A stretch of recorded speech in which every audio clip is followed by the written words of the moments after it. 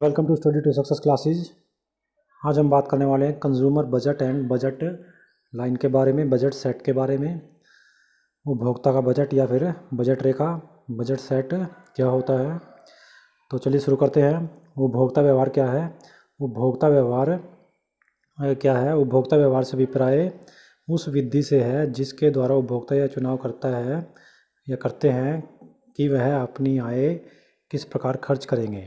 उपभोक्ता के व्यवहार का अध्ययन ही उपभोक्ता व्यवहार का अध्ययन कहलाता है। मतलब कि जो उसके पास उपभोक्ता के पास सीमित आय होती है, उसको किस प्रकार से वस्तुओं के ऊपर एक उपभोक्ता खर्च करेगा, तो इसे हम क्या कहेंगे, उपभोक्ता का व्यवहार कहेंगे। क्योंकि जब हम उस तरीके का जब अध्ययन करेंगे तो वो क्या कहलाएगा, उपभोक्ता का व्यवहार कहलाएगा। उसके बाद अगर हम बात करें तो उपभोक्ता के पास एक बजट होना ज़रूरी है, एक आय होना ज़रूरी है खर्च के लिए, ताकि वो वस्तुओं को क्या कर सके, कंज्यूम कर सके, उपभोग कर सके। तो उपभोक्ता बजट क्या होता है वो हम जान लेते हैं। उपभोक्ता बजट, बजट समूह तथा बजट रेखा क्या होती है। कंज्यूमर बजट, बजट सेट और बजट लाइन, वो क्या हमारा उपभोक्ता बजट से अभिप्राय उपभोक्ता के निर्धारित आय से है। उसके पास एक सीमित आय दे दी जाती है, वो क्या है, उपभोक्ता का बजट कहलाता है, उपभोक्ता का बजट होता है। उपभोक्ता के व्यवहार का अध्ययन करने के लिए हम मान लेते हैं कि उसके पास एक निश्चित आय है। इसके साथ ही यह भी मान लिया जाता है कि उपभोक्ता इस निश्चित आय को दो वस्तुओं की खरीद पर खर्च करता है।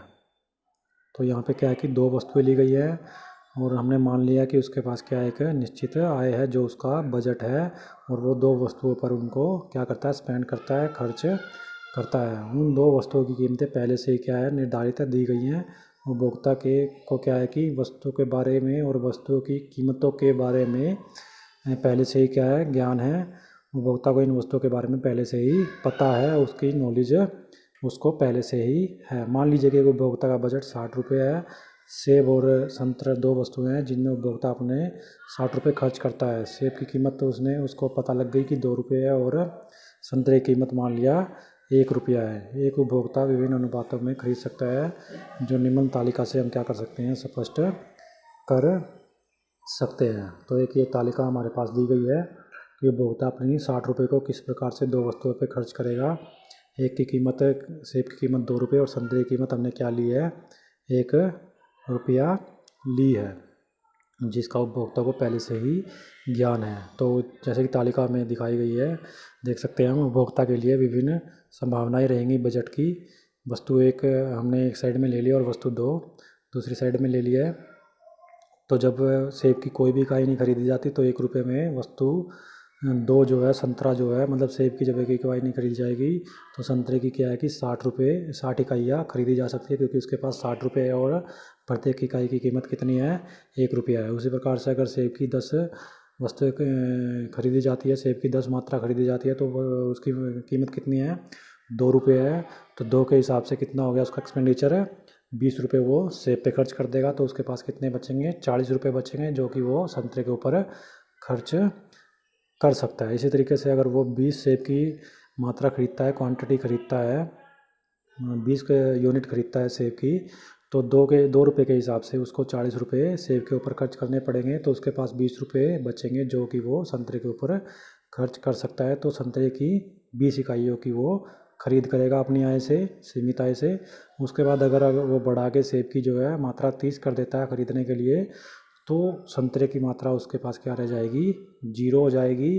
क्योंकि जो सेब की जो कीमत है वो 2 रुपये है, और अगर वो सेब की 30 जो है क्वांटिटी खरीदता है, 30 यूनिट खरीदता है, सेब की 30 मात्रा जो है खरीदता है, 30 खरीदता है, तो क्या है कि 2 से अगर हम बात मल्टीप्लाई करें उसको, तो वो क्या हो जाता है, 60 रुपीज़ हो जाता है। मतलब कि सारे का सारा पैसा वो सेब के ऊपर खर्च कर दे तो संतरे की कोई भी इकाई नहीं खरीद पाएगा, वहाँ पे संतरे की इकाइयाँ 0 हो जाएगी। इसी प्रकार से ऊपर क्या था, जब संतरे की सारी इकाइयाँ खरीद रहा हो तो सेब की सारी इकाइयाँ 0 हो जाएंगी।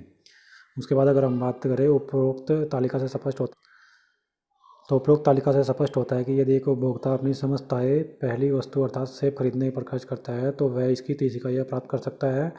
और इसके विपरीत यदि वह समस्त आय को दूसरे वस्तु और संतरे के खर्च करता है तो वह इसकी 60 इकाइयाँ प्राप्त कर सकता है। इसी तरह उपभोक्ता विभिन्न संयोगों के बारे में भी सोच सकता है जो कि उपभोक्ता अपनी आय तथा वस्तु 1 और वस्तु 2 की दी गई कीमतों पर खरीद सकता है। उसके बाद क्या है कि हमारा बजट समूह क्या होता है वो जान लेते हैं हम। यदि 2 वस्तुओं के समूह में प्राप्त संयोगों को प्राप्त करता है, जब वस्तुओं की कीमतें और उपभोक्ता की आय क्या है दी गई हो, तो उपभोक्ता उदाहरणों को हम रेखा चित्र द्वारा समझ सकते हैं जो कि बजट सेट के अकॉर्डिंग बनाया गया है। तो वो क्या हमारा, जैसे कि हमने ऊपर तालिका में लिया है 0 से y तक हमने क्या ले लिया है, यहाँ पे संतरे की इकाइयाँ ले ली हैं, और नीचे 0 से x तक जो x एक्सिस है हमारा उस पर हमने सेब की इकाइयों को ले लिया है।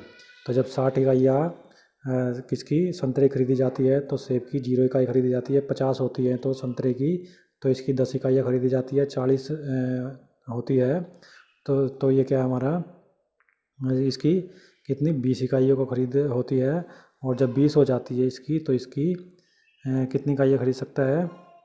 इस तरीके से आगे बढ़ता जाएगा ये। और मतलब क्या है कि हमारा जैसे जैसे संतरे की इकाइयाँ कम होती जाएंगी सेब की इकाइयाँ बढ़ती जाएंगी, और 30 इकाइयाँ जब हो जाएंगी सेब की तो संतरे की क्या हो जाएंगी, वहाँ पे 0 इकाई हो जाएगी। तो इस तरीके से जब दोनों लाइन को मिलाया जाएगा 60 और 30 को हम मिला देंगे इस तरीके से, तो ये हमारे पास क्या आ जाएगा, ये हमारे पास बजट लाइन आ जाएगी, कीमत रेखा आ जाएगी।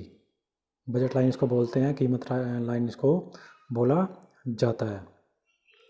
तो इस तरीके से क्या है कि हमारा यहाँ पे उपरोक्त रेखा चित्र में क्या है कि ओ एक्स अक्ष पर सेब और वाई अक्ष पर संतरा, जैसे कि मैंने बताया बॉक्स संभावनाएं तालिका में दर्शाए गए विभिन्न बिंदुओं के आधार पर एक रेखा एडी खींची जा सकती है। इस एडी रेखा को बजट लाइन कहा जाता है। तो एडी लाइन हमने खींच दी है इस तरीके से, ये हमारे पास ए पॉइंट है और ये हमारे पास डी पॉइंट है, इन दोनों को मिला देंगे तो जो लाइन आएगी हमारे पास उसको क्या कहेंगे, बजट रेखा उसको बोला जाएगा।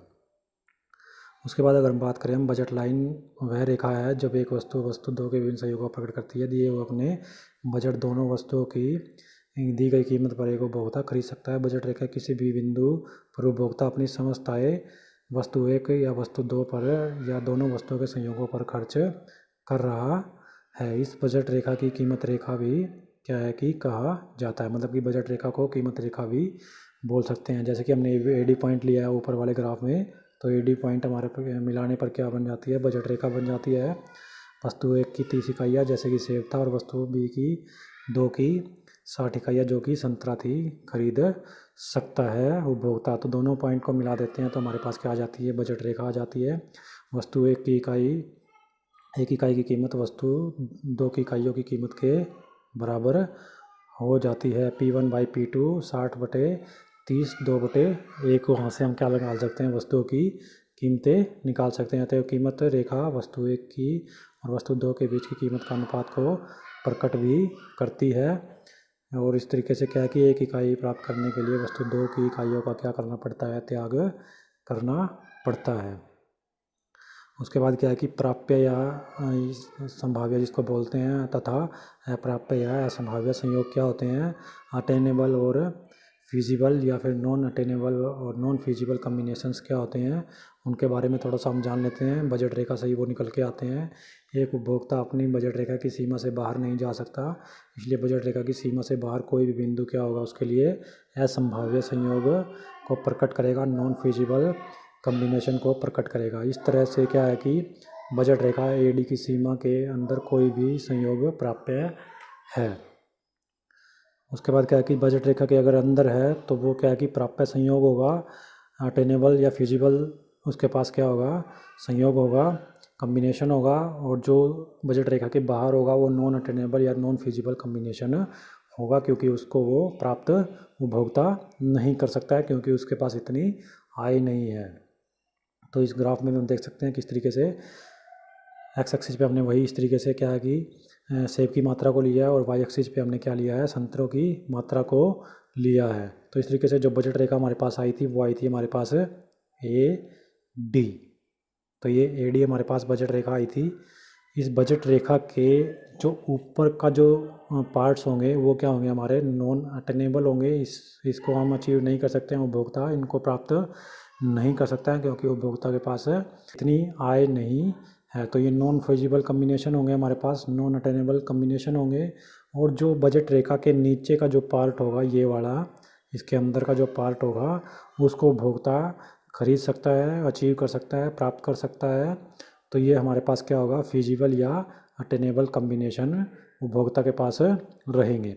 अब रेखा चित्र में क्या है कि ओ ए डी अक्षेत्र संभाव्य क्षेत्र है, जो ओ ए, ये ओ है, ये ए है और ये डी है। तो इसके अंदर का जो क्षेत्र है वो क्या है, संभाव्य क्षेत्र है। फिजिबल एरिया है हमारे पास, अटेनेबल एरिया है, जिसको क्या है कि उपभोक्ता अचीव कर सकता है, प्राप्त कर सकता है, खरीद सकता है, कंज्यूम कर सकता है इसके अंदर की जो भी इकाइयाँ हैं। उसके बाद क्या है कि उपभोक्ता इस क्षेत्र में किसी भी संयोग को खरीदने की क्या है कि क्षमता रखता है ओ के अंदर। उसके बाद क्या है कि इसके विपरीत ओ क्षेत्र से बाहर के जो भी वस्तुएं होंगी, जो भी पदार्थ होंगे, उनको क्या है कि एक उपभोक्ता प्राप्त नहीं कर सकता है, क्योंकि इस उपभोक्ता के पास एक सीमित आय है और वो सीमित आय से बाहर चले जाती हैं वस्तुएं। तो क्या है कि वो हमारे पास क्या होंगे, नॉन फिजिबल क्या होगा, हमारा एरिया होगा, नॉन अटेनेबल कम्बिनेशन हमारे पास होंगे, जो कि ओ क्षेत्र से हमारे क्या हो जाएंगे, इस क्षेत्र से हमारे बाहर हो जाएंगे। तो इस क्षेत्र से जब बाहर हो जाएंगे तो वो क्या होंगे हमारे पास, उनको क्या है कि उपभोक्ता खरीद नहीं सकता है, क्योंकि उपभोक्ता क्या है कि इन संयोगों को खरीदने की क्षमता नहीं रखता है, क्योंकि उपभोक्ता के पास सीमित आय होती है।